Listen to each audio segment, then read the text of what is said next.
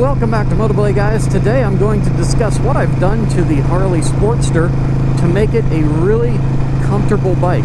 I would almost argue it's more comfortable than my Indian in some ways. So stick around, we're going to get to why that is and how I did it and what you can do to your Sportster to make it more comfortable right after the intro.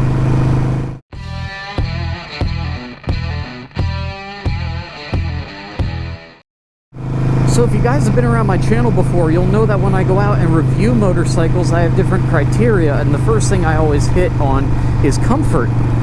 And particularly, I break comfort down into two areas. If you can address these two areas, then you can basically make any motorcycle as comfortable as you want. You just have to fix these two things. The first area is the easiest to fix, and that is the seat, because that's pretty much a plug-and-play thing, unless you get a heated seat and you want to hook all that up. But really, you just get a more comfortable seat, you'll do yourself a favor. Now, what you might want to look for in a seat, I'll give you guys some pointers. Number one, you're not looking for the softest seat. If you get something that's really soft, that's usually just foam, and after a while that foam will compress under your butt, and then you'll be riding on the seat pan, and really it just makes your butt hurt after about an hour and a half or so, and it makes your back hurt because you have no support. So what you want is something that has really stiff, really thick foam. And then if you want to take it a step further, you get something like Saddlemen seats with their gel core technology, which is why I use Saddlemens on both of my bikes. And that gel reduces all the vibration, or at least like 95% of it, coming from the bike. Reducing that vibration reduces your fatigue, and it makes the whole thing way more pleasant. If you're looking for just a better, or maybe just a stiffer foam, more supportive seat, I would recommend starting with maybe Mustang. And then if you want to go the next step up and get something a little bit fancier, go to Saddlemen and get something with the gel core technology in it. So on the Sportster specifically here, I would recommend either the Saddlemen step-up seat or the Saddlemen Explorer seat, which is what I have. I'm running the Saddlemen Explorer with the integrated backrest.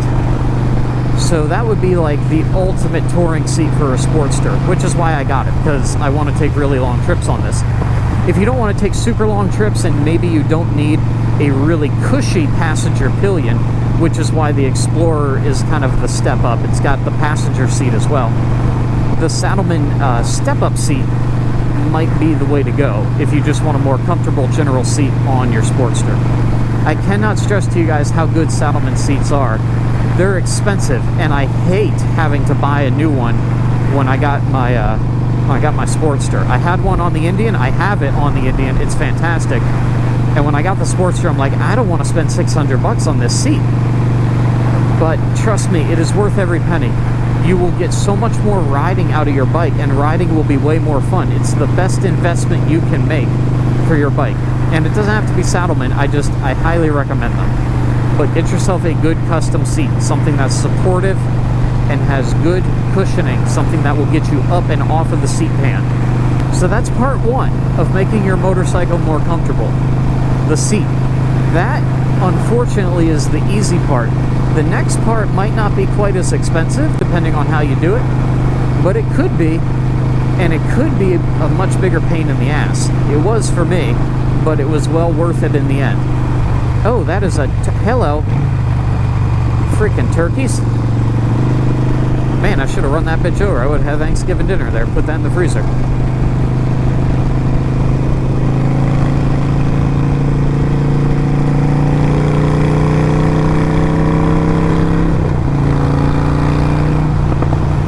Okay, part number two of how to make the bike more comfortable is the riding position. So when I got the Sportster, the riding position was my feet were under me with mid controls, and I had drag bars on here. If you guys go back to the first videos I have on the Sportster, I can put a picture up on the screen here, and you'll see I was hunched over, like I was down here like this. That is not going to do your back any favors, and the way it positions your back going down into your hips. You're putting pressure at the wrong angle when you do that on your hips. After a while, that pressure that's at the improper angle on your hips is going to start to drive down into your butt. And no matter how comfy your seat is, you're going to start to get yourself in some pain. So, you need to fix the rider triangle. The most natural position in the world, the best position you can be in, is to have good posture. And it sounds stupid because, you know, you see guys with bikes with all kinds of weird riding positions. You even see sport bike guys, you know, leaned over riding their bikes. Well, yeah, sure, great, but they're not really going across the country or taking an 8-hour ride. If you can do an 8-hour ride on your sport bike and not be sore at the end of the day, I would like to meet you, because you're a freak of nature. Sport bikes are not comfortable for long rides. Your body is not meant to be like that. Your body is meant to have good posture. Your back is supposed to be upright and straight, not lean forward, not like this. And you especially don't want to have your back straight and then your shoulders hunched forward and you're, you know, kind of hooked over like some old grandma in the nursing home that's got a hunch in her back. That's not going to do you any help either, especially with the weight of the helmet on your head. Then you're going to get neck fatigue. You want to be straight up and down. So I made the choice. I didn't like the look at first, but now I really do love it. Once I rode with it one time, I fell in love with how it looks and feels. I got the ape hangers.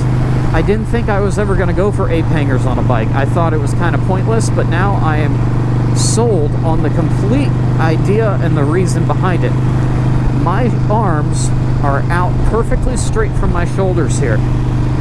They're not stretched, so I don't have to lean forward. I was able to angle the bars at just the right angle, so they come back to me just a little bit. The way my hands fall onto the grips, I have full support. I'm sitting up totally straight. My neck is straight. I don't have any fatigue going up and down my spine. I am perfectly aligned straight down into my seat at the widest point going into my hips, and that is going to reduce your back fatigue and your butt fatigue. So, part one of the rider triangle is the seat, and once we do that, then we fix the other two with riding position. First part of that, handlebars. Second part, we go down to the feet. If I had mid controls on this, I might be okay, but for longer rides, you want to be able to stretch your legs out. So some guys put highway pegs so they can stretch their legs out when they want to, but I would rather have my feet just be comfortable where they naturally are at the controls. So I put the forward controls kit on this bike, and when I'm doing the forward controls kit, I'm thinking to myself, well, you know, if I get pegs, then there's a possibility that I'm going to have a pressure point under my foot. And so maybe I don't want to have a peg for a long ride. But floorboards are too big, really, on a Sportster. So in comes the compromise from Harley. They offer these really cool things called mini floorboards. And so that's what I have. Maybe you guys can see down there. I'll take my foot off. I have mini floorboards. They're much more narrow than a normal floorboard. They don't have the full length of your foot, but it's a big square pad, so I can position my foot anywhere I want to, forward, back, side, side, at any angle on there, without risk of it sliding off. Whereas on a peg, if you put your foot on there, you start to get a pressure point around your arch after a little while. Those mini floorboards allow me to change my foot position on the fly without even thinking about it. And it just makes it so you can always be comfortable no matter how your feet are positioned. You can change it in a second. So just picture yourself sitting at a really comfortable desk during the day. You want your back straight. Your arms should be up and straight out and level with your shoulders for long rides. You shouldn't have to reach too far so your back doesn't have to hunch. And these shouldn't be so far back that your elbows are pushed in. You want them out so your hands rest naturally on them at a perfect angle out from your shoulders. When you think about how you normally sit in a chair, your feet aren't always perfectly flat at a 90-degree angle. Your feet, everybody's feet, will naturally be out in front of you just a bit. So having those forward controls puts you in a more natural position. If you change the 3 points of the rider triangle, your butt, more comfortable, and then fix the riding position to make sure your back is straight and your legs are out a little bit, you will reduce your rider fatigue. I guarantee it. Now, I did have somebody ask me about this. They're like, don't your arms get tired being out here at this level? You know, pretty much at shoulder and chest level throughout the day. Don't your arms get tired? The answer is no. In fact, my arms are more tired at the end of the day when I'm riding my Indian, now that I've gotten used to this with the higher bars. The Indian has lower bars, and I need to get apes on that. Or maybe not necessarily apes, but I do need to get mid-rise bars at least on the Indian. Why is that? Well, they're down a little lower. You have to reach a little more for them, and it stretches your shoulder, and it ends up pulling on the lats and the back of your shoulders, and it ends up messing with your neck as well. At the end of the day, you feel more fatigued. If you can get these arms up, level, and relaxed at a perfectly straight angle where there's no strain and no bend, you will be in really, really good shape for a very comfortable day. As far as doing all this myself, I did the seat. Well, I mean, I didn't make the seat. I bought it from Saddlemen. I put it on. That was, 10 seconds. The foot controls I did on my own. In fact, I think that was the first project I did on this bike. It took me about, I'd say 2.5 hours, because I had to get behind the exhaust on the right-hand side, so that was a bit of a pain in the ass, but it can be done. Not a big deal. Just need some basic tools and a day to do it. Just carve out time and you can do your own forward controls. If you got the money and you want to just take it to the dealership, go for it. They'll do it for you for like an extra $150. They'll put them on. Not a big deal. The handlebars, on the other hand, oh dear goodness, that was the biggest pain in the ass I have ever done. I got the Harley bar the first time and it was too low, plus it wasn't pre-drilled, and I wanted to do internal wiring. So I ended up going with the Biltwell bar, and I should have gone with Biltwell from the start. Less expensive, better quality, looks better, and pre-drilled, so I didn't have to like drill through the bar to wire anything. I will put a link to the Biltwell bar down below, as well as a link to the mini floorboards that I got, and to the Saddlemen seat. You guys know, links are all down below. But the Biltwell bar, I can't say enough good things about. It was great quality. It's fantastic. I wish I had not wasted a penny on the Harley bar. It sucked. But the Biltwell bar looks great on here. It works great. I did make my own wires because the Harley wiring kit is not long enough to do this. So when I took the handlebar controls off, I made my own wire extensions out of the same gauge wire. I forget what that is, so I'm not even going to try to guess at it right now. But I made my own connectors, waterproof the joints with butt connectors and heat shrink seals and all that stuff, and extended the wires. And then I ran everything down, out through the hole in the middle up here, behind the headlamp, back under the tank. So everything is hidden that way. Again, if you don't want to do all that when you put new bars on, take it to your dealership. They will do it for you. It's not the biggest deal in the world. It was a pain in the ass for me to do because I had never done something like that, and I was afraid I was going to mess it up. But I did it with very little electrical experience on bikes. I can wrench on bikes, but electrical is not my thing. So I was able to do it and figure it out. You guys can watch some videos on YouTube and figure it out too. It's not the most difficult thing.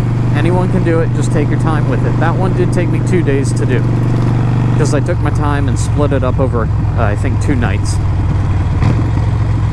So if you're going to do it yourself, just be prepared. There's a little effort that you got to put into it, or you can take it to the dealership, leave it with them for a day, and come back and just be very, very happy and ride off into the sunset. And honestly, if I had a motorcycle, mechanic or dealership nearby to me, I might have done that. But I don't. I live in the middle of nowhere, so I just got to learn how to do it myself. Plus, I like the experience of working on it myself. It teaches me a lot about the bike, so I enjoy doing that. So that's it for this video. If you fix the rider position and the seat, you will make this the most comfortable bike in the world. A Sportster is a great bike. Any bike out there can be a great bike if you change a crappy riding position and a crappy seat. There are some bikes like sport bikes you can't exactly put ape hangers on, so this is going to be a lot easier to do on something that is buildable. It's like Legos for adults. You got Harleys and Indians, Yamahas, even some Kawasaki's. When you're dealing with the cruiser stuff, it's like a big Lego set for adults. There are different parts and pieces that you can find and buy and install yourself to do this. There are some bikes out there that you just can't. So if you're thinking about buying a new bike and changing the riding position, do quite a bit of research ahead of time and make sure that there are a lot of parts available for what you want to do. Specifically foot controls, handlebar controls, like new handlebars entirely, and a company that will make a seat for you. Saddlemen will pretty much make a seat for any bike, but not everything. There's also Mustang, there's Corbin. Corbin, if they don't make one for your bike, I think you can send them your seat pan and they will make one based around it for your bike as like a custom thing. Saddlemen may also do that. But again, do some research if you're going to buy a new bike before you just buy something and then realize how difficult it's going to be to change the seat and change the riding position. That's going to do it for this. If I helped you guys, please let me know down below. I love to know if this is content that's helpful to you guys or not. If there's something I missed or something that you did to make your bike more comfortable, please share that down below as well. I would love to learn more tips from you guys, how you made your bikes more comfortable and what you've done on your custom projects. If you found this video useful, helpful, or just plain enjoyed watching it, hit that thumbs up button, please. That helps me crack the YouTube algorithm and get my video and this channel out to more viewers. If you're new here and you think I've earned it, please hit that subscribe button. It's the big red button. Click the bell icon next to it. That will give you notifications when there are new videos to watch here on MotoBlade. Thank you guys so much for watching. Till next time, y'all know what to do. Be careful out there. Ride safe. Ride on. I'll catch you all in my next video. Deuces.